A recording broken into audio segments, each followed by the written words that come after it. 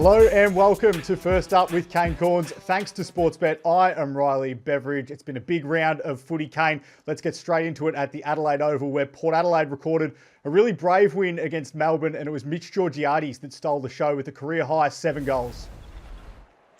Yeah, a career performance, his best ever. His previous best was 5, of course, Riley. He took 8 marks inside forward 50. Now, in the last 4 weeks, Port Adelaide, the worst team in terms of marking the footy inside forward 50.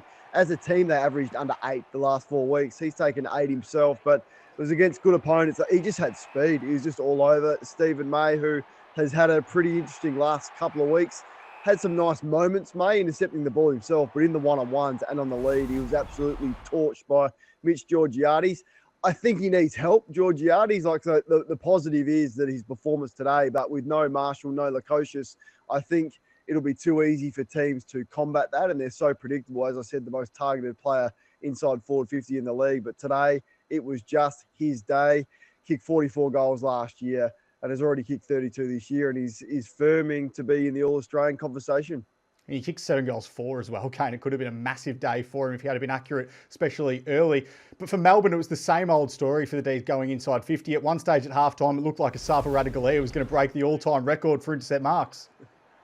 Yeah, he had 7 in the first half. So, I mean, Jake Melksham had a poor day. All their fault. They couldn't find a winner forward of the ball. So this is what we've seen from Melbourne for the last 3 years. I feel like we speak about it every second or third week. 54 entries for 9 goals. They could not find a winner. So it's just so predictable. The long, high bombs that we see time and time again, shallow entries, and Radaglia loved it. He's having a huge year, but couldn't get anything from Van Rooyen. I'm not sure why they continually persist with Petty forward.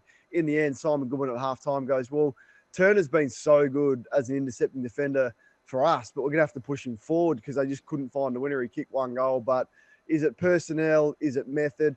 I think it has to be onto the coaching staff at Melbourne as to why this is a problem that they've just been unable to solve, and it was the difference in the game today. It was a big week for Cozzy Pickett. He signed that 7-year extension on top of the 2 years he already had to run, so it takes him through to 2034. You saw why at halftime. I mean, he had 14 disposals and 3 goals to the main break, but then only 2 disposals after halftime. What did you make of his afternoon?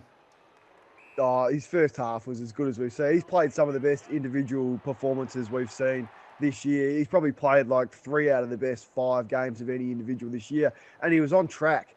And it's just, I mean, this is a gift from Bergman, but the finish, have a look at this. That is a player just knowing his game and playing at the top and peak of his confidence. Now, he spent 10 minutes on the interchange bench. I think it was in the second quarter where Port Adelaide kicked 4 in a row, getting some treatment on the glute. So you would have to say the second half was hampered by that, because I think he touched the footy just 2 times in the second half. And when you compare Port Adelaide's guns like Georgiades and Butters and Horne-Francis and Rosie versus Melbourne's, well, when your stars play well, it's very difficult to lose the game. And Port Adelaide's star performance today outshone Melbourne's, albeit Pickett's first half was as good as you'll see.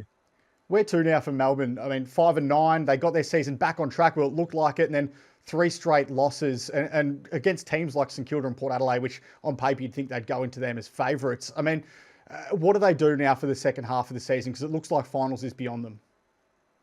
Well, you remember in the off-season, they really reviewed their game style, and Simon Goodwin was pretty open that they just didn't get it right. It was all about the contest and the defence stuff, and it was a taxing way to play.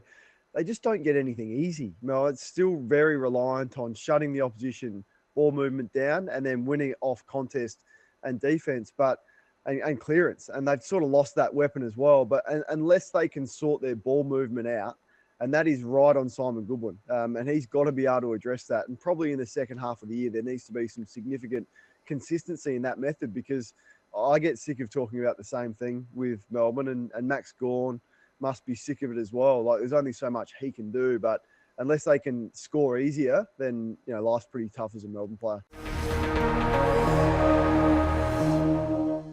What's gambling really costing you? For free and confidential support, call the number on the screen or visit the website.